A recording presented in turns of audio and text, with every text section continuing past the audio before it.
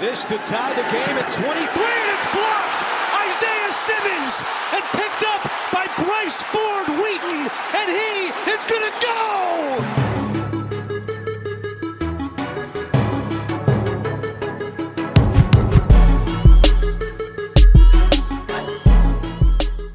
Bonjour à tous, bienvenue sur Only a Giant Podcast numéro 124. Moi c'est Plax, je suis avec Thiergo qui a un magnifique t-shirt Giants France. Je te remercie Thiergo de représenter la franchise comme ça. Comment ça va Thiergo ? Eh ben ça va super, moi des lundis matins comme ça, où je ne bosse pas et en plus... J'allais dire ça, où tu bosses pas et en plus on gagne. Non mais alors attends, en plus, c'est jour férié aujourd'hui en Australie. Je me suis quand même levé à 7h du matin parce que le match était à 7h25 heure australienne, mais j'étais super content quoi. Enfin, ça va. Et même si j'étais un peu nerveux parce que pas en confiance sur ce match. Et puis en fait, tu arrives à la fin du match et tu te dis heureusement que je me suis réveillé. De toute façon, soyons honnêtes, je pense qu'on ne sera pas en confiance sur aucun match cette saison, à moins que l'équipe continue de step up et très honnêtement, elle va dans la bonne direction. Et du coup, quand je parlais de défaite encourageante, ça a du sens, je trouve, maintenant, quand on voit l'équipe progresser. Bref, on va en parler. On va pas vous refaire le speech du Patreon, mais sachez que vous pouvez nous soutenir, patreon.com/onlyagiantpodcast, c'est dans la description de la vidéo. Alors, mon cher Thiergo, il y a donc ce match, victoire 29-20. Pour moi, c'est un scénario très similaire à ce qu'on a vécu pour les Browns, où c'est début catastrophique, et en fait, on domine tout le match. Mais malgré cette domination, on gagne à rien. Et là, je crois que c'est encore plus à rien que contre les Browns parce que ça s'est joué à un field goal bloqué, donc c'est quand même assez fou. Mais sur la physionomie du match, toi, comment tu t'es senti ? Est-ce que tu as senti... Moi, je te le dis, j'ai senti qu'on avait la main mise sur le match et qu'on a dominé. C'est nous qui avons... il marque les 7 premiers points, mais parce qu'on fait un fumble, donc c'est de notre faute. En attaque, on a eu un temps de possession, mec, qui est indécent par rapport à eux. Il faudrait que je retrouve la stat. 37 minutes. 37 minutes et 22 secondes. Et eux, combien du coup ? Le reste. Ça fait combien ? 22 minutes. 22 minutes. C'est ouf, 37 versus 22, mec, t'imagines ? Et le premier drive, c'est quasiment tout le premier quart-temps. C'est un truc de malade ce drive de fou. 10 minutes. Ouais. 10 minutes. 10 minutes, t'imagines ? Ils n'ont pas la balle. Les mecs, ils ont fait 2 drives ou 3. C'est un peu le scénario quand on a joué. C'était quoi ? C'était les Commanders. On n'a quasiment pas eu le ballon pendant toute une mi-temps. Eux, ils l'ont quasiment pas eu. Et quand ils l'ont eu, ils en ont rien fait. À peu de choses près, puisqu'on a vraiment dominé. Donc, bref, voilà. Comment toi, tu sens cette. Est-ce que tu as senti comme moi qu'on a vraiment dominé ce match ou pas du tout ? Alors, déjà, première chose, sur le fumble, pour moi, il n'y a pas fumble. Pour moi, il y a touchdown. Oui. Mais le truc, c'est que, comme les arbitres, la règle en NFL, c'est quand l'arbitre prend une décision sur le moment, il faut qu'il y ait une preuve par vidéo qui soit manifeste pour qu'il puisse changer la décision. L'arbitre, sur le moment, il décide qu'il y a fumble plutôt qu'il y a TD. Donc, c'est kiff-kiff, quoi. Et donc, du coup, quand on voit la vidéo, il y a un angle de vidéo où, en fait, on se dit, c'est pas très clair, tu sais pas. Pour moi, il est au-dessus de la ligne et il perd le ballon quand il est au-dessus de la ligne, donc ça devrait être un touchdown. Mais en effet, la règle a été suivie dans le sens où il n'y a pas de preuve manifeste qui était bien au-dessus de la ligne, donc le fumble pour retour avec un TD est maintenu. Ce qui fait qu'on commence, comme tu dis, on commence ce match super mal. On commence le match bien puisqu'on les arrête en attaque et ensuite on récupère le ballon, on drive tout le terrain pendant 10 minutes, mais c'est vrai que finir sur ça en 4e et goal avec un yard à gagner, c'est ouf. Mais en plus, tu vois, si on oublie un peu la conclusion de ce drive qui est malheureuse, le drive en lui-même était vachement bien et c'est ce que j'ai dit dans le résumé du match sur onlyagiantblog.com. Il y a un très bon play calling offensif avec Daboll qui fait quelque chose qu'on a déjà vu sur les matchs précédents, à savoir quand il a un play qui marche bien, il n'a pas peur de refaire la même chose en mode vous n'avez pas réussi à l'arrêter celui-là, je vous le remets. Et ce que j'ai trouvé très malin de sa part, c'est que pour ralentir la défense des Seahawks, il a utilisé les screens. Et donc, on a 2 beaux screens d'Eric Gray. Ça va être les 2 seules actions positives d'Eric Gray. Il y a aussi un first down de Theo Johnson. Theo Johnson qui a mis pas mal à contribution. Qui a été enfin impliqué. Ouais. Et qui n'a pas que brillé il n'a pas brillé que par ses réceptions. Il a aussi brillé par ses blocs. Et puis, on a cette conclusion où en fait, ça se termine en fumble retourné. Moi, je me suis dit, c'est pas possible, ça va être. Ils vont dire qu'il y a TD. Et en fait, bon, non. Tu commences à 7-0, mais si tu regardes la physionomie du match au global, première mi-temps, il marque que 3 points. Si tu enlèves le fumble. Ouais. Et encore, il marque 3 points parce que on joue en préventif juste avant. On veut pas prendre un TD juste avant la mi-temps et ils arrivent en 2 passes à gagner 50 yards. Mais avant ça, ils faisaient rien. Ils avaient rien du tout en attaque, quoi. Et surtout que défensivement, en effet, comme tu l'as dit, on les étouffe, on domine. On a un pass rush qui est ultra présent. Dexter Lawrence sur ce match, il nous fait 2 sacs. On a 7 sacs au total. 3 sacs.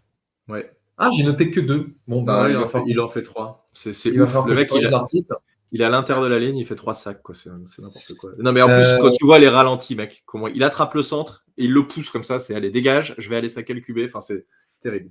Il l'avait dit en fait avant. Ouais, on a fait 3 sacs, j'ai loupé ça. Il l'avait dit pendant la semaine, il dit non, mais de toute façon, ils ont intérêt à me double teamer parce que sinon, ça va pas le faire. Et d'ailleurs, il était bien vénère après le match des Cowboys parce que la NFL n'a pas arrêté de dire ouais, le centre des Cowboys a concédé aucune pression en 22 snaps contre Dexter Lawrence. Et Dexter Lawrence a dit non, mais en fait, vous foutez de ma gueule, ils ont fait que des passes courtes. Bien sûr que je peux pas mettre de pression. C'est ce qu'on a dit dans le dernier podcast. On a dit. Et donc 3 sacs pour l'immense Dexter Lawrence, sac de Brian Burns, sac de DJ Davidson. On a une pression de comment il s'appelle là, Thibodeau, il met un demi-sac. Thibodeau met un demi-sac avec et aussi le mec là qui s'est fait l'UEDFA qui s'est fait remarquer pendant la pré-saison, j'ai oublié son nom, Chapman qui alors en fait c'est sur le TD, le dernier TD des Seahawks, il fait un très bon play et il met Geno Smith sous pression, il fait pas le sac bien entendu, mais tout ça pour dire que en fait défensivement on était très bon en première mi-temps et encore une fois en deuxième mi-temps, il y a Shane Bowen qui dit hop, c'est bon, on se calme et en fait on a laissé les Seahawks respirer et c'était pas le truc à faire. Alors pas vraiment en deuxième mi-temps, en fin de deuxième mi-temps où on menait quatrième quart-temps. Vraiment fin de quatrième quart-temps où ils remontent, ils nous font un drive pour recoller quasiment au score et ils reviennent à 3 points. Et c'est là où on s'est fait peur parce que nous derrière, et c'est pour ça que je disais que c'était la même physionomie contre les Browns, parce qu'on a joué un peu petit bras au moment où on peut enfoncer le clou. En fait, on ne le fait pas. Il suffit qu'on obtienne un first down. On fait 2 courses, malheureusement, sur la passe. Après, je sais pas, il y a une mésentente. Darius Slayton, alors que la balle est bien lancée, elle touche Slayton carrément. Hein, et il la capte pas. S'il capte ce ballon, c'est fini. On a la balle, ils ont plus de temps mort. Il reste 2 minutes 30 à jouer, c'est terminé. Malheureusement, on se fait peur et effectivement, ça se joue à la dernière seconde sur un field goal bloqué par Isaiah Simmons qu'on n'a pas vu du match. Qu'on n'a quasiment pas vu de la saison d'ailleurs. Donc c'est encore une fois, c'est un match qu'on a dominé, mais on n'a pas su enfoncer le clou au bon moment et se mettre tranquille. Donc en fait, on vit des matchs ultra stressants. En plus, moi, j'étais sur un truc, le stream buguait, j'étais en stress de voir ce qui se passait. J'étais avec vous sur la discussion, vous me donnez les trucs en avance, je suis une minute en retard. Enfin bref, c'était la misère cette fin de match. Donc bref, en tout cas, c'est improbable ce qui s'est passé avec ce field goal bloqué à la fin du match. Donc globalement quand même, tu es d'accord pour dire qu'on a dominé ce match. Non, c'est un match avec, et c'est ce qui ressort du bilan d'après-match que vous retrouverez sur le blog, c'est un match avec énormément de positifs. Il y a quelques points négatifs, et comme tu l'as dit, il y a des drops qui sont faits à des moments clés qu'on ne peut pas se permettre, parce que justement, quand tu affrontes des très bonnes équipes, ce sont les petites erreurs comme ça qui vont te tuer un match. Moi, quand j'ai vu les Seahawks en fait remonter le terrain, où en fait ils nous ont fait pratiquement un comeback de 13 points, ils allaient tirer un field goal de 47 yards. Donc, bon, un field goal de 47 yards, ça peut se louper, c'est pas impossible. Ouais. En ce moment, en NFL, ça a l'air facile. Plus de 40, ça se fait tranquillou maintenant. Hein. Mais tu vois, tout ça pour dire que en fait, moi, je pensais qu'on allait se retrouver en prolongation et qu'on allait se faire piner en prolongation, quoi. Ouais, donc, quand là, Isaiah Simmons qui bloque le truc. Et d'ailleurs, ce play-là, apparemment, était choisi. En fait, Simmons, il n'est pas tout le temps en train de bloquer les field goals. Et cette semaine, il y a le coordinateur des special teams qui a dit tiens, on pourrait peut-être utiliser ce package sur ce match-là. Et ils ont utilisé Simmons qui, en fait, a des capacités athlétiques absolument monstrueuses. Et il faut rappeler qu'en fait, les joueurs n'ont pas le droit de sauter par-dessus le centre et n'ont pas le droit de s'appuyer sur les linemen pour aller bloquer le ballon. Mais Mhm. il est exactement bien placé dans le A-gap et il saute au bon moment, c'est ultra bien timé. Et puis après, il y a le receveur Wheaton qui chope le ballon et qui va marquer le TD. Oui, alors justement, on en parlait. Le match aurait été vraiment fini s'il avait mis un genou au sol comme contre les Browns à 1 yard de la end zone et on mettait genou au sol 2 fois ou 3 fois et c'était terminé. Effectivement, il marque, donc ça leur laisse une chance derrière de remonter. Et on discutait ensemble, mais pourquoi est-ce qu'on ne fait pas la transformation, le field goal, l'extra point et en fait, on a calculé que si jamais il nous contre l'extra point, bon, la potentialité, elle est ultra faible, la probabilité, mais si jamais il nous contre l'extra point, il remonte et que derrière ils sont plus qu'à une possession d'écart, donc là, en fait, en mettant un genou au sol, on laissait quoi qu'il en soit. S'il marque. Ah non, mais non, mec, c'est improbable. C'est très rare que. Mais ça, c'est déjà, il faut que tu bloques la transformation. Oui, et il faut marquer. Tu récupères le ballon et il faut que tu l'emmènes en face pour avoir 2 points et donc te retrouver à 7 points d'écart. Ok, non mais je suis d'accord avec toi, ça arrive quasiment jamais. Sauf que là, en mettant le genou au sol, on les laisse à 2 positions d'écart, quoi qu'il en soit. Donc ça, c'était. Moi, je trouve que c'est bien joué parce qu'à 9 points, ils peuvent pas mettre 9 points en une seule possession. Donc, dans tous les cas, c'était tranquille. Et au final, bon, ils ont eu la balle. On fait 2 sacks sur les 3 derniers jeux, dont encore un de Dexter Lawrence. Donc voilà, on a plié le game. On va parler plus en détail. Allez, on commence par l'attaque, peut-être. On finira par la défense. Les deux escouades ont été bonnes de toute façon. Et ça me fait chier de voir que Geno Smith, il met plus de yards que Jones, alors qu'en fait, c'est pas du garbage time, c'est du preventive time où en fait il arrive à gagner des yards parce qu'on décide d'arrêter de jouer, on fait de la zone, on est tranquille, il gagne beaucoup de yards au sol aussi sur des longues courses parce qu'en fait c'est des moments où tous les joueurs ont le dos tourné, etc. Bon bref, peu importe, on s'en fiche qu'il ait plus de yards, c'est pas très grave. Donc Daniel Jones, je vais partager l'écran juste pour qu'on voit ceux qui regardent sur YouTube. Daniel Jones finit à 23 sur 34, 257 yards, 2 TD, 0 interception. Pour info, sur les 3 dernières journées, il est à 6 TD, 1 interception, dont une interception en toute fin de match lancée sur une espèce de Hail Mary. Donc 110 de rating. Mec, il joue bien en ce moment, Daniel Jones, on l'avait dit. Et il fait pas Ouais. Bah oui, il l'a dit. Et là où les jeux longs faisaient un peu défaut, alors on n'a pas joué beaucoup long, mais le peu de passes longues qu'on a fait, elles ont été plutôt précises sur ce match. Ouais. Ah bah carrément, tu sens qu'il a travaillé ça pendant la semaine parce qu'en plus il y a eu des questions des journalistes en disant est-ce que vous pensez que vous passez moins bien en profondeur. Lui a dit non mais je sais toujours le faire. Nous on se posait la même question de savoir si sa blessure au cou avait un impact sur sa capacité à jouer long. Il y a eu 2 très belles passes pour Darius Slayton, une de 41 yards sur le côté droit, où ensuite Slayton se prend une pénalité de 15 yards parce qu'en fait, il fait le c'est first down, ça. Ça, c'est first down. Hein. Et en fait, donc, pour ceux qui ne sont pas sur YouTube, je fais le signe qui ressemble un peu à comme si tu tenais un fusil. Et il faut savoir, je suis allé vérifier la règle parce que je me disais, mais en fait, on n'a jamais vu ça en NFL avant. Et j'ai commencé à remarquer que cette année, les arbitres maintenant flaguent ce genre de truc. Alors, il y a plein de CD Lamb, il le fait dans le match juste après et il n'a pas de flag. Non, donc, mais en à un moment donné, il faut savoir. Slayton l'a fait plus tôt dans le match, il n'a pas eu de flag non plus. Mais en fait, la règle, c'est que dans les unsportsmanlike conduct, ils peuvent flaguer des gestes qu'ils considèrent comme violents. Mais moi, je trouve que c'est d'une hypocrisie totale dans le pays des flingues de dire on va flaguer le mec qui fait ça, quoi. Je veux dire, mais en fait, va te faire cuire un œuf, quoi. C'est le pays des flingues. On va l'appeler comme ça, le pays des flingues. Ah ouais, non, mais bon. Tout ça pour dire, il y a eu cette passe qui était très belle, et puis il y a le TD de 30 yards côté gauche où c'est un tracé post, où pareil, c'est nickel avec une protection qui est magnifique. Enfin bon, tout est bon quoi dans ces actions. La connexion Slayton-Jones en ce moment, elle marche très bien en dehors des quelques drops qui arrivent au pire moment. Ouais, bah alors justement, Slayton, il finit le match. Je vais repartager Slayton, finit le match avec 8 réceptions, 122 yards, donc il a remplacé au pied levé Malik Nabers.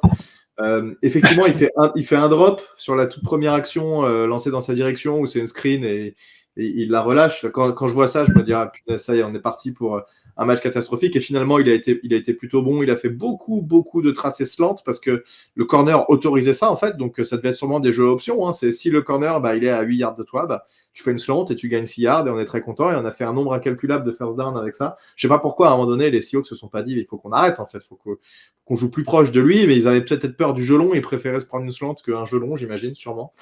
Et derrière, encore une fois, hein, tu regardes le nombre de receveurs côté, il y en a 3 de plus côté Seahawks, donc 4 de plus même, pardon. Donc encore une fois, on n'a pas beaucoup distribué. Eric Gray qui fait 3 réceptions 50 yards sur le premier drive, puisque je rappelle quand même, tu parlais de ce premier drive où effectivement après il a plus beaucoup joué après le fumble, mais il convertit une 3e et 17. Alors ça, généralement, c'est le genre de truc qu'on convertissait jamais, et là on l'a plutôt bien joué. Il refait une deuxième dans le même drive qui gagne encore 15-20 yards. Donc oui, effectivement, très vite, il est arrivé à 50 yards. Theo Johnson, 5 réceptions, 48 yards, 5 réceptions sur 5 targets. Ça, c'est très bien parce que je l'ai senti, Theo Johnson, en début de saison, un peu frileux et c'était un rookie et il a fait des drops et il n'était pas très sûr de lui. Là, on sent qu'il change un peu de statut. Ça, c'est cool. Wan'Dale Robinson, 6 réceptions, 36 yards sur 9 passes. Il fait 2 drops, Wan'Dale Robinson. Et il met fin. Wan'Dale Robinson, il sait faire des choses très impressionnantes, mais putain, quand on nique un drive parce qu'il rate une réception et il fait un drop pourri, il y en a eu 2 drives qui se sont arrêtés à cause de ça. Franchement, ça, c'est juste trop chiant, quoi. T'as pas le droit de faire ça, en fait. C'est pas possible. Donc, non, voilà, c'est des erreurs qui sont... En fait, ça arrive, les drops. Et les drops, comme ça arrive. Mais quand ça arrive toutes les semaines, il y a vraiment un problème. Et il faut que le coach des receveurs travaille ça avec eux, quoi, parce que c'est pas possible enfin, voilà. Là, on a gagné, mais je pense que si on avait été en prolongation et que les Seahawks l'avaient emporté, on aurait passé le podcast à dire putain, ce down. C'est clair, on aurait trop dit ça. En tout cas, on a quand même eu un jeu de passe qui a été, sans parler de jeu de course, mais le jeu de passe a été très bon. Moi, je trouve aussi que les appels de jeu sont très bons et Daboll, c'est un vrai coordinateur offensif, il n'y a pas de doute. J'ai trouvé que le play calling était vraiment inspiré. Encore une fois, un peu trop défensif, on va dire, et pas assez agressif en fin de match quand on doit vraiment enfoncer le clou. Mais globalement, ça a bien alterné. Il y a eu des screens, il y a eu des courses, il y a eu des passes longues, des passes moyennes, des passes courtes. Il y a eu tout et j'ai trouvé que c'était un super match de Brian Daboll. Alors, si tu ajoutes Malik Nabers dans l'équation, ça mais en fait, c'est quelque chose qu'on n'a pas vraiment souligné depuis le début de cet épisode, mais vous l'avez en sous-titre, c'est que c'est un match, on n'avait pas Malik Nabers, on n'avait pas Devin Singletary, donc nos 2 playmakers, et on a foutu, je crois que c'est 333 yards aux Seahawks, qui ont une défense plus que correcte en temps normal. C'est une très bonne équipe. C'est pas toi d'ailleurs. Attends, c'était pas ta conclusion du dernier. Les 333, c'est ce qu'on concède en défense. Non, on est à 420 yards en attaque. C'est énorme. Et c'est pas toi. Il faudrait que je réécoute le dernier podcast, mais tu n'avais pas dit oui. Ils sont super forts contre la course. Regarde leurs stats, ils sont 2e contre la passe. On va se faire rouler dessus. Ah, mais je me rappelle maintenant. Ah oui, je me rappelle de toi, le Thiergo, le défaitiste. Mais j'ai aucune honte à dire que je n'étais pas confiant sur ce match et j'ai toutes les bonnes raisons de le penser. Parce qu'on perdait des rencontres, parce qu'en fait, contre les grosses équipes, on se faisait plier. Et encore une fois, comme on l'a dit il y a 2 secondes, ce match aurait pu aller dans l'autre sens et on aurait pu le perdre. Oui. Et je préférais être optimiste. Je suis d'accord avec toi, mais c'est vrai que ces derniers temps, et en plus, plus on gagne, plus j'ai envie d'être optimiste. Là, pour moi, j'aimerais bien que, tu vois, si on arrive à retourner à 3-3 contre les Bengals la semaine prochaine, aujourd'hui, force est de constater que on a une équipe qui tourne bien offensivement et défensivement. On a des special teams qui contribuent aussi. Tout ça est extrêmement positif, mais la semaine dernière, j'étais pas confiant. Non, mais de toute façon, mais comme j'ai dit, on sera jamais confiant sur aucun match. Mais par contre, à part les Vikings, on s'est pas fait plier. On a été, sur les 4 derniers matchs, on a été dans le match tout le temps, et on pourrait tout à fait être à 4-1 aujourd'hui. Le jeu de course a été vraiment impressionnant. Il y a eu encore une fois, putain mec, mais qu'est-ce que je kiffe cette O-line, putain, c'est un truc de ouf quoi. Et là, on peut dire que la O-line, elle est de retour, parce non, mais mec, c'est une satisfaction. Ouais. Mais quel kiff, sans déconner. Franchement, c'est pas grand-chose parce qu'en fait, tu devrais pas dire ça si tu avais une O-line normale depuis longtemps. Mais sauf qu'on a tellement, si on écoute tous nos podcasts depuis qu'on a commencé à faire des podcasts, on a fait que de dire tout le temps la O-line. Et là, on a du temps pour lancer, on a des trous pour les running backs et un running back Tyron Tracy Jr. C'est sa deuxième saison de sa vie où le mec joue running back. Il jouait receveur. Ah, pardon, excuse-moi. Non, mais il a joué en universitaire et il a joué là. Donc le mec, c'est un rookie. Non. Et oui, c'est bien sa première. J'allais te couper parce que quand tu dis c'est sa deuxième saison, j'ai cru que tu allais dire en NFL. Je dis bah non, il est rookie. Non, il joue running back tout court en fait. Il a appris à jouer running back. C'est ça, l'an dernier. Et il nous fait un match incroyable où il a eu. Moi, ce que je trouve le plus impressionnant, alors ça se voit que c'est pas un running back. Je sais pas si tu le sens quand tu le vois jouer, mais il n'a pas les cuts, il n'a pas les moves d'un running back, il est parfois un peu trop haut, mais par contre, il a une lecture, mec, mais j'hallucine ce qu'il nous fait. Il voit le bon trou, il suit bien le bloc, Runyan qui a deux fois décroché pour lui, il suit nickel, il a fait beaucoup de super... Et attends, donc du coup, il average 7,2 yards par course, c'est énorme. C'est énorme. Ouais. Donc ce match, il a vraiment été impressionnant par Tyron Tracy Jr. Et en fait, en allant un peu plus loin dans la réflexion, mais on en parlera un peu plus tard, mais ça me met en confiance sur nos jeunes. On parle de Theo Johnson, on parle de Tyron Tracy Jr., on parle de Micah McFadden, qui est un 4e tour. Enfin, on a des vraies contributions de beaucoup de joueurs et ça met vraiment en confiance sur cette capacité de notre GM à drafter. Mais bref, c'est pas le sujet du jour. Mais en tout cas, ça faisait vraiment plaisir de voir ce rookie-là qui nous fait un match à 129 yards, alors qu'on avait un jeu de course qui était quand même un petit peu limité depuis le début de saison. Et voilà, moi j'étais très content de le voir performer comme ça. Non, mais c'est clair. Et pour moi, Tracy a mérité d'être running back number 2, deuxième, je sais pas pourquoi je le dis en anglais. Ouais, c'est sorti comme ça. Donc deuxième running back parce qu'on a Eric Gray qui et qui fait du Eric Gray. Et pour moi, il est pas mauvais, c'est ça le pire. Eric Gray, il est pas mauvais, mais c'est les fumbles en fait le problème. Parce qu'il a été bon sur le premier drive. Moi, je pense que c'est un bon running back, mais il sait pas tenir le ballon. Non, mais c'est quand même un gros problème si le running back sait pas tenir le ballon. Pour moi, Eric Gray, c'est le mec qui devrait pas jouer plus de 10 snaps offensifs par match, parce que il est pas bon. Non, c'est pas qu'il est pas bon. Il a des bonnes contributions, mais c'est pas un running back 2, c'est un running back d'appoint. Tandis que Tyron Tracy, là, alors il a très bien joué contre les Seahawks, ça ne veut pas forcément dire qu'il va très bien jouer contre les Bengals. Ouais. Mais en tout cas, c'est comme tu l'as dit, la lecture de jeu est excellente. Il a une bonne vitesse. Ça marche bien. Et j'ai juste envie de revenir sur la ligne offensive 2 secondes, mais comme tu l'as dit, on en parle depuis tellement de saisons et ça te change la vie, mais ça te change la vie de fou d'avoir un quarterback qui a du temps. Alors ça ne fait pas tout, parce que Jones quand même parfois loupe des receveurs démarqués et puis en fait on a des running backs qui maintenant ont des véritables brèches. Ouais, et puis surtout que le carnet de jeu potentiel de Daboll qui était de 20 jeux avant, il s'ouvre à une liste beaucoup plus grande parce que tu as beaucoup plus de possibilités, parce que tu as une O-line qui peut te donner du temps, qui sait décrocher, qui sait récupérer des stunts. On prend 3 sacs, 12 yards sur ce match.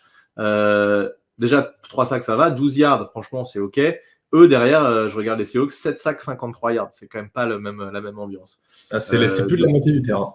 Donc quand tu vis tu n'as pas peur, parce que je me souviens des saisons d'avant, c'est qu'il y avait beaucoup de drives où on devait à chaque fois récupérer des erreurs, des sacs encaissés, donc tu perds une tentative, plus 5 yards, 6 yards, 7 yards à chaque fois. Ces drives, ils sont tout de suite beaucoup plus compliqués, quoi. Donc voilà, c'est clairement cette équipe, j'ai l'impression qu'elle est en train de se créer, et il y a beaucoup de joueurs jeunes, et il y avait beaucoup de nouveaux arrivants dans la O-line, beaucoup d'inconnus, etc. Donc, et encore une fois, je ne pense pas que Jones soit la solution à long terme, parce que trop limité sur certains aspects, mais force est de constater que sur ce match-là, ça a bien tourné, et que sur les 4 derniers matchs, ça a très bien tourné. D'ailleurs, il y avait des petites piques cette semaine, puisque tu sais, c'est le mois du cancer, là, l'octobre rose. Donc, il y avait des mecs, notamment Eagles FR, qui disaient à chaque turnover d'une équipe NFCS. J'offrirais, donc c'est très bien de sa part, effectivement, mais donc c'était une petite pique sur Daniel Jones. Allez, Daniel Jones, fais-nous des interceptions ou des fumbles. Pour l'instant, celui qui perd beaucoup le ballon, il s'appelle pas Daniel Jones, il s'appelle Jalen Hurts. Donc, ça m'a bien fait rigoler quand je l'ai vu dire ça. Bref, en tout cas, voilà, cette attaque qui gagne des yards, quelques petits blocages encore en red zone, c'est vrai, ça c'est dommage. Mais au moins, on a cette petite satisfaction aussi de notre kicker. Hein. Franchement, est-ce qu'on n'a pas un kicker là parce que lui, il se blesse pas et il les rentre, hein, ces field goals?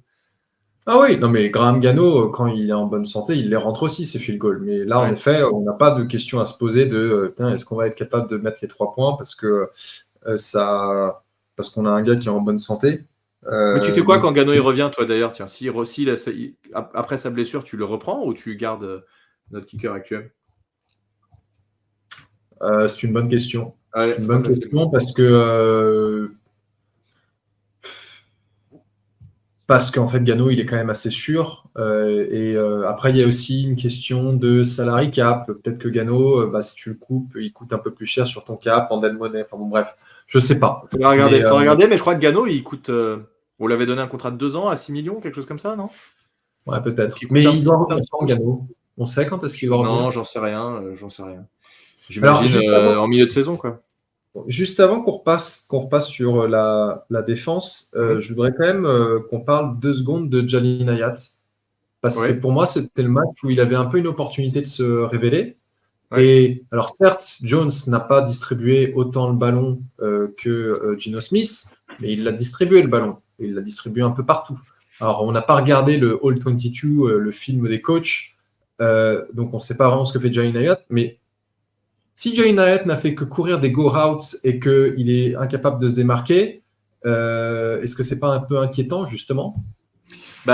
Alors, il a quand même contribué d'une manière positive sur 2 holdings où les corners étaient dépassés et ils ont dû lui attraper le maillot, et il y a eu 2 pénalités où on gagne 2 fois 5 yards et première tentative automatique. Donc il a quand même contribué un peu dans ce sens-là. Je pense qu'il y avait des jeux qui étaient designés clairement pour lui, mais Jones n'a pas forcé parce qu'on n'en avait pas besoin et que voilà, il n'était pas spécialement démarqué. Donc oui, là il faudrait revoir, est-ce que vraiment il a un problème pour se démarquer, ou est-ce que c'est juste que la défense a bien joué, ils connaissent un peu le gars maintenant, et que du coup, dès qu'il va faire les tracés longs, ils savent et ils savent pourquoi il est là sur le terrain? Je sais pas, j'en sais rien, mais il faudra regarder, comme tu as raison, quels étaient les tracés sur lesquels il était impliqué. Est-ce que tu sais combien de snaps il a fait sur ce match? Tu as les stats ou pas? Non, j'ai pas les stats, ce sera intéressant à regarder. Quelque chose à suivre pendant la semaine dans les analyses de match et puis sur les matchs suivants, parce que on ne sait pas encore. Bon, on espère qu'on récupérera Mike Nabers la semaine prochaine, mais bon, j'étais quand même un peu déçu parce que je me suis dit, voilà, il n'y a pas Nabers, donc il est 3e receveur, il devrait avoir une opportunité.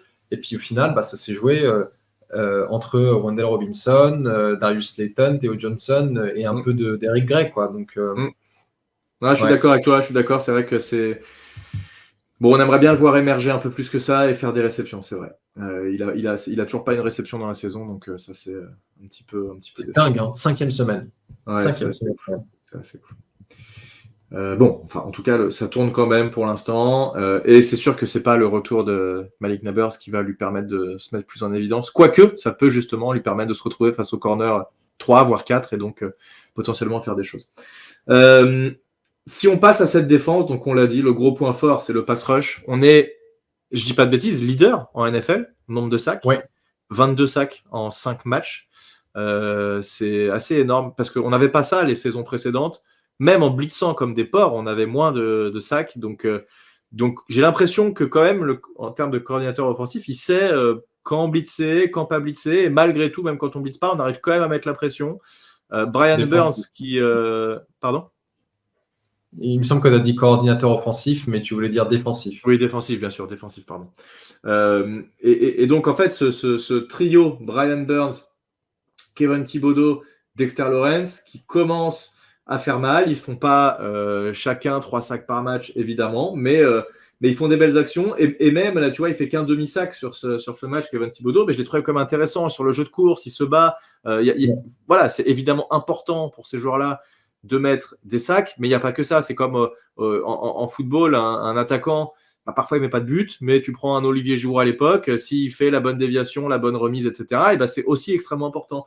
Et savoir défendre contre la course, savoir contenir, maintenir le quarterback dans la poche, l'empêcher de sortir, etc., c'est des choses qui sont importantes. Alors on s'est fait avoir à la course de temps en temps, mais globalement cette défense elle est quand même très bonne. Et ils n'ont pas eu de jeu de course en fait. Si je regarde les Seahawks, alors c'est Geno Smith qui met 4 courses 72 yards et c'est sur à chaque fois des énormes gains en fait. Mais leur running back, 5 courses 19 yards, voilà, ils ont très vite abandonné la course en fait. Déjà ils n'avaient pas le ballon, donc ils n'avaient pas le temps de faire des longs drives les Seahawks. Oui, ça fait. Mais d'ailleurs, sur la dernière grosse course de Geno Smith, qui doit être pratiquement de 40 yards, je voulais juste signaler un truc que j'ai trouvé quand même assez génial. Alors, c'est pas de notre côté, mais c'est le receveur Smith Njiba, qui en fait est suivi par 2 de nos DB. Et puis lui, en fait, il a dû voir sur un écran que Geno Smith devait être en train de courir. Et en fait, il fait ça en mode je vais recevoir une passe. Ce qui fait que les 2 DB ne sont pas en train de regarder Geno Smith qui est en train d'accumuler les yards et continuent à le suivre comme un. En fait, j'ai trouvé ça super malin. T'avais jamais vu des receveurs faire ça? J'avais jamais fait attention, mais là, comme ils l'ont montré, je me suis dit, en fait, c'est d'autant plus. Je me doute qu'ils le font, mais là, c'est d'autant plus criant parce que Geno Smith prend 40 yards sur quand même 10 secondes, parce que c'est pas un rapide. Et on a 2 DB qui sont complètement hors play parce qu'ils se font avoir par le receveur. Non, c'est clair. Non, c'est bien joué, mais oui, c'est quelque chose qui est assez classique pour les receveurs. En fait, de toute façon, c'est quand tu es en man-to-man, soit tu bloques, soit justement tu vas faire un tracé. Et tu peux faire un tracé fade. En gros, ton objectif, c'est que tu obliges le DB à se tourner et pas regarder le jeu. Donc, tu vas passer sur l'extérieur. Comme ça, le mec te regarde. Puis, effectivement, si tu lèves les bras, le DB, il va essayer de lever les bras, faire quelque chose. Donc, oui, c'est effectivement bien joué. C'est quelque chose qu'on voit assez souvent, mais c'est bien joué. Surtout si tu dis qu'ils étaient 2 sur lui. Et c'est encore... Mais en tout cas, en effet, pour revenir à ce que tu disais sur le jeu contre la course, on s'était très, très bien débrouillé. Parce que Kenneth Walker, c'est loin d'être un manchot. Et il me semble qu'il nous a mis une petite misère l'année dernière quand on a affronté les Seahawks. Il nous avait marché dessus l'an dernier. Ça, c'était c'était horrible. C'était horrible. Et puis même, en fait, les receveurs, ils ont la plupart de leurs gains que sur quelques passes. Parce que sur quelques drives même. Je suis d'accord. Non, mais tu as complètement raison. Alors, il y a une complémentarité parce que nos DB ont bien joué sur ce match et Deontay Banks a été très bon sur ce match. Là où je pense qu'il a été piqué un peu dans sa fierté sur le dernier match. Par son coach, mais même globalement, il a dû se rendre compte que ça allait pas. Alors, ça, c'est pour des mecs un peu fiers comme ça. Tu as 2 manières de réagir. Soit tu dis, mais de toute façon, parle à mon cul, moi je m'en fous, je sais ce que je fais, je suis un joueur génial et je vais réussir à me débrouiller. Je pense qu'il a été capable de se remettre en question et je crois qu'il a obtenu une note PFF sur ce match de 92. Deontay Banks, il fait 3 passes deflected, 6 plaquages. Il a eu des actions décisives. Il provoque le fumble de DK Metcalf qui nous permet de prendre le large sur ce match. Donc il a été vraiment très bon. Et donc c'est vraiment une complémentarité entre on arrive à mettre la pression, mais en plus on arrive à défendre sur les receveurs. Et à part ces drives que tu évoques, effectivement, où on était plus en préventif, où on a encaissé des gros gains, etc. Globalement, on a quand même vachement bien tenu et on les a bien muselés, alors qu'ils ont fait que de le rappeler, le crewcast, le cast-crew, pardon, en disant oui, ils ont mis 530 yards il y a la semaine dernière, machin. Cette semaine, ils n'y arrivent pas. Oui, effectivement. Et encore une fois, c'est tous ces yards qu'ils ont gagnés sur ce match. C'était sur des moments, c'était pas régulier dans le match, c'était sur des drives un peu spécifiques. Donc quand on regarde ça, Cordell Flott, McFadden, et beaucoup de joueurs, en fait, j'allais dire récupérés par notre GM, mais en fait, toute la défense est neuve, quasiment là-dedans. Dexter Lawrence, donc, il fait 4 plaquages, 3 sacs, 2 plaquages pour perdre, 4 QB hits. McFadden toujours là. Ce duo de linebacker, McFadden-Okereke, il fait quand même bien plaisir.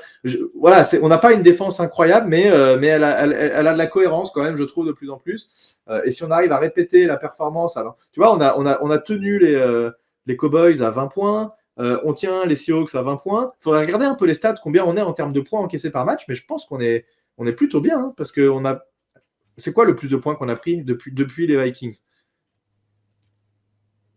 20 points. On a pris 20 points, Max. Attends, il faudra que je regarde à nouveau notre programme de cette saison. On a pris 28 points contre les Vikings. Ouais.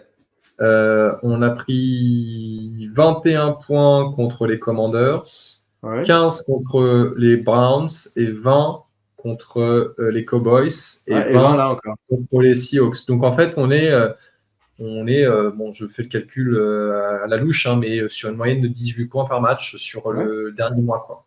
Ouais, Si tu enlèves le match des Vikings. Ouais, qui ont mis 28 points, donc on n'a jamais pris 30 points encore pour l'instant. Donc, franchement, je trouve que c'est Non, plutôt, c'est plutôt satisfaisant.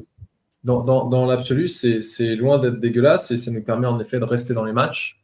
Ce que tu disais, je voudrais juste revenir aussi sur une chose qu'on n'a pas évoquée concernant le pass rush, c'est qu'en effet, on a un très très bon pass rush et en fait, on a un fond de banc qui aussi se met en lumière avec un sac de DJ Davidson, avec un demi-sac de Nunes Roches, on a parlé de Chapman, donc il y a de la rotation. L'effort de Deontay Banks dans la secondary, en effet, c'était justement ce que le coach, alors je sais plus, c'est Jérôme Anderson, ouais c'est ça, c'est Jérôme Anderson, qui en gros a dit ouais, bon, j'ai trouvé qu'il n'était pas à fond sur ce match contre les Cowboys, il aurait clairement pu faire plus et tout, etc. Et super réaction de Deontay Banks qui a montré que il en voulait, qu'il y a de la niaque, parce que bon, c'est quand même un choix de premier tour, on attend beaucoup plus de lui, et c'est des matchs comme ça qu'on veut. Sur ce match-là, il a été incroyable, là, c'est sûr. Et il a quand même en face de lui des Metcalf, qui n'est pas le pire receveur de la ligue, donc bon. Non, et en plus, les Seahawks ont vraiment... Enfin, moi, tu vois, par exemple, je trouve que Tyler Lockett, c'est un peu comme McLaurin, c'est un receveur bourré de talent dont pas beaucoup de monde parle. Mais qu'est-ce qu'il est fort? Il est très très fort. Il est très très fort. Il est très très fort. DK Metcalf, c'est un monstre. Et Smith Ndiaye aussi, il est très talentueux. Donc, ils ont un corps de receveur qui est plein de talent et on a réussi en fait à la museler, à part quelques drives. Ouais, bien sûr. Et bon, Tyler Lockett, il continue. Et ça, c'est vraiment très. Enfin, il n'y a pas beaucoup de receveurs qui font ça. Mais dès qu'il sent qu'il va être plaqué, il se jette au sol. Alors, c'est très bien pour sa longévité dans la ligue. Et il arrive quand même à gagner des yards malgré ça. Mais c'est vrai que bon, quand tu es coéquipier avec un mec comme ça, moi, ça me. Je sais pas trop quoi en penser. J'ai envie de voir des mecs qui se battent, quoi, et qui vont au contact et qui. Peut-être que c'est bête parce qu'au final, du coup, il est en meilleure santé. Amani Toomer était aussi un peu comme ça. Hein. Qui ça? Amani Toomer, de mémoire, était aussi un peu comme ça. Moi, Amani Toomer, je l'ai plus observé sur sa fin de carrière. Et en fin de carrière, c'était le genre de gars qui prenait soin de son corps et donc se couchait. Alors qu'en effet, un DK Metcalf, si on compare à Tyler Lockett, DK Metcalf, il est tellement énorme, il rentre dans le tas. Mais oui, Lockett, il est dans la ligue depuis 2015 quand même. Hein. Donc, non, bien sûr. Non, mais bon, c'est sa manière de jouer, effectivement. C'est juste rigolo parce que il y a des vidéos sur YouTube où tu le vois où il est tout seul et parce qu'il croit que quelqu'un va arriver, il se couche alors qu'en fait, il aurait pu gagner 15 yards de plus. Bon, je pense que c'est un peu frustrant pour les coachs, mais il est tellement fort que bon, Ouais, alors, et d'ailleurs, en parlant de longévité, ça me fait penser, juste pour revenir sur Daniel Jones, 2 secondes, il a fait quelques courses et je trouve, alors, il a l'agnac, tu sais qu'il veut aller au contact, etc. Mais moi, je ne peux pas m'empêcher de me dire, putain, mec, tu t'es pété le cou 2 fois, ne tente pas le diable, quoi.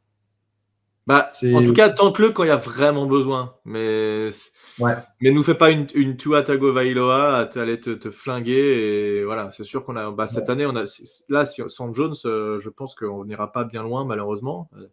Déjà, je sais pas jusqu'où on pourrait aller. Hein. On n'est qu'à 2 victoires. Hein. Faut pas non plus rêver. Mais bon, c'est sûr que voilà, s'il veut lui avoir une carrière longue, peu importe où sera sa carrière, va falloir qu'il fasse un tout petit peu attention. Et puis surtout, parfois, il jette son dos en premier. Enfin, c'est pas toujours très safe la manière dont il fait ça, notre pote Daniel Jones. Donc bon, on verra bien. Voilà, globalement, quand même, grosse satisfaction. Moi, là où je suis satisfait de manière générale, c'est que cette équipe, on voit quand même une progression. On voit que on s'est pas pris une pile contre les Cowboys comme on l'avait pu l'avoir l'an dernier. Oui, peut-être que les Cowboys sont un peu moins forts que l'an dernier, mais malgré tout, voilà. On a battu les Browns chez eux, on a battu les Seahawks chez eux. Les Seahawks étaient à 3-1 avant cette rencontre. Hein. C'est quand même une bonne équipe, hein, les Seahawks. Donc, bon, les Browns, pour le coup, ils se sont fait éclater, je crois, par les Commanders cette semaine. Les Commanders, ils font peur. Hein. Putain, la vache, ça va commencer à devenir chaud. Bref, si on reste centré sur nous, je suis pour la première, pas depuis longtemps, mais parce que la saison 2022 était quand même aussi une très bonne saison, mais on voit des choses positives. Cette équipe, elle a de la cohérence, elle a un pass rush. En fait, voilà, ce que je trouve très bien dans cette équipe, c'est que les fondamentaux sont là, les bases sont là, les 2 lignes sont là. Et bon, une fois que tu as tes lignes, quand même, tu peux construire autour de ça. Et ça faisait longtemps qu'on n'avait pas eu des fondations comme ça sereines sur cette équipe. Non, mais clairement. Et en fait, on a vu un match complet de la part de Big Blue. Ça fait longtemps qu'on n'en a pas vu. Je pense d'ailleurs que la dernière prestation aussi complète qu'on a eue, c'était contre les Vikings en playoff. Hein. Il y a eu des victoires entre-temps, mais pas de manière aussi convaincante. Et ça va dans le bon sens. Et ouais, comme tu dis, je ne sais pas jusqu'où est-ce qu'on va pouvoir aller. Je ne sais pas si on va terminer avec un bilan positif cette saison. Mais c'est sûr que si Double et son staff continuent à montrer des bonnes choses comme ça, bah, ils vont conforter leur place dans cette franchise et ils vont s'assurer d'avoir une saison de plus l'année prochaine. Parce qu'on vous rappelle qu'il y a 2 semaines, il y avait des gens qui disaient bon, est-ce que Double, il ne va pas sauter et d'ailleurs, Double a dit quelque chose vachement bien en conférence de presse. Il a dit faut arrêter avec les excuses, quoi. Il dit je ne vais pas le faire en anglais, mais en gros, c'est dit bon, les Yaka Faucon, on s'en fout, maintenant, il faut le faire. Ouais, bah oui, c'est sûr. Et ça, c'est vrai. Et c'est pour ça que d'ailleurs, à chaque fois qu'on dit, on a râlé sur l'arbitrage, mais au final, les décisions d'arbitrage, elles sont aléatoires pour tout le monde. Et les bonnes équipes, elles réussissent malgré ça. Et c'est ça ce qu'il faut qu'on devienne. Oui, bien sûr. Mais sauf que le truc, c'est que nous, on n'est pas une très bonne équipe. Et donc, on a besoin que ce soit pas contre nous, ces décisions-là, malheureusement, pour l'instant. C'est vrai qu'on n'a pas été beaucoup aidé. Donc, quand tu es déjà sur un fil, la moindre petite décision peut coûter très cher. Le seul truc que je reprocherais, moi, un tout petit peu, et je pense que les coachs font le boulot, et si on voit ça grandir, si on voit cette O-line, etc., c'est que le staff, les GM, les coachs font le taf.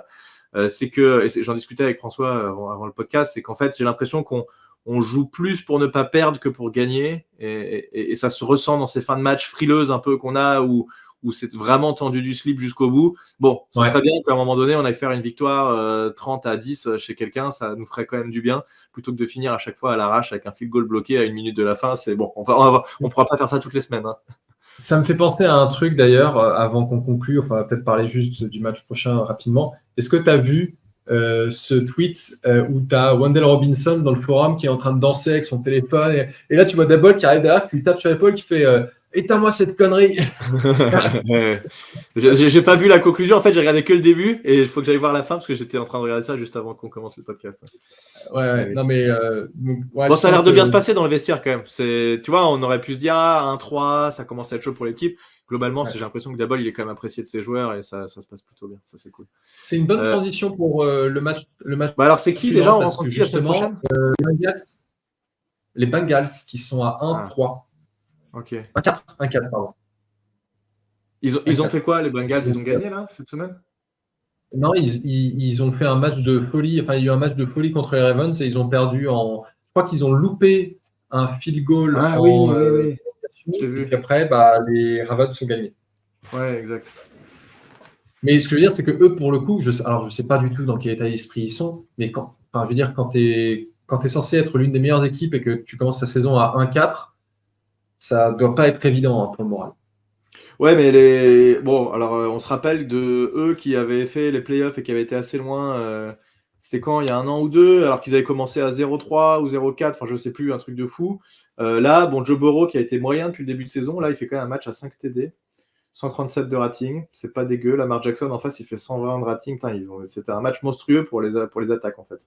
392 yards il met sur ce match Joe Burrow. Bon, ils ont du talent hein, en face sur les réceptions. Ja'Marr Chase, T. Higgins. Ja'Marr Chase il met 193 yards mec hier. Waouh. 2 TD. T. Higgins, 2 TD. Ça va être un sacré challenge. Ça va être chaud. Ça donne quoi la O-line des. C'est ça que je voudrais savoir, la O-line des Bengals. On n'a aucune idée, j'en sais rien. Moi, je n'ai pas la réponse. Mais s'ils n'ont pas une très bonne O-line, ça va être ça la clé du match, je pense. Oui. Ah, je suis d'accord. Oui, il faut mettre Joe Burrow par terre et l'empêcher de passer, quoi. Alors, pour info, il se prend qu'un seul sac sur ce match. Donc, tu vois, en faisant 39 passes, donc 39 dropbacks, il prend un sac. Donc, ça va. Ouais. Bref, on verra. C'est effectivement, faut pas se fier à leur record de 1-4. Hein. C'est clairement pas ça qu'il faut regarder. Parce que je pense que voilà. C'est chez nous le prochain match. En même temps, ça change rien parce que les deux matchs qu'on a gagnés, c'est à l'extérieur. Ouais. J'ai pas l'impression que ça nous aide beaucoup. Mais bon, bref. Bon, on verra ça. Et il est à quelle heure pour savoir? Vérifier ça. Il y a l'info quelque part. Il est prime time, mais il y a donc à 8h20 aux États-Unis. Mais il y en a qui pensent que ça va être un match qui va être flex par la NFL, donc ils vont mettre un autre match qui, je sais pas par quoi on pourrait être remplacé. Mais en fait, parce que les bilans sont trop mauvais. Ouais, ouais, exactement. Ok. 2-3 versus 1-4, est-ce que tu veux ça? Donc c'est lundi matin à 2h du mat, donc c'est le match du dimanche soir, Sunday Night Football. Effectivement, 2h du mat, ça fait chier, ça c'est trop compliqué pour aller bosser le lendemain. Bref. Bon, bref, écoute, en tout cas voilà, victoire, donc les Giants sont à 2-3. L'avenir s'annonce prometteur avec cette équipe qui progresse, et donc on a envie de voir ce que va donner le reste de la saison, mais en tout cas c'est plutôt encourageant pour l'instant. Merci Thiergo, merci à tous de nous avoir suivis, et on vous dit à la semaine prochaine pour débriefer de ce Giants Bengals. À plus tout le monde, salut.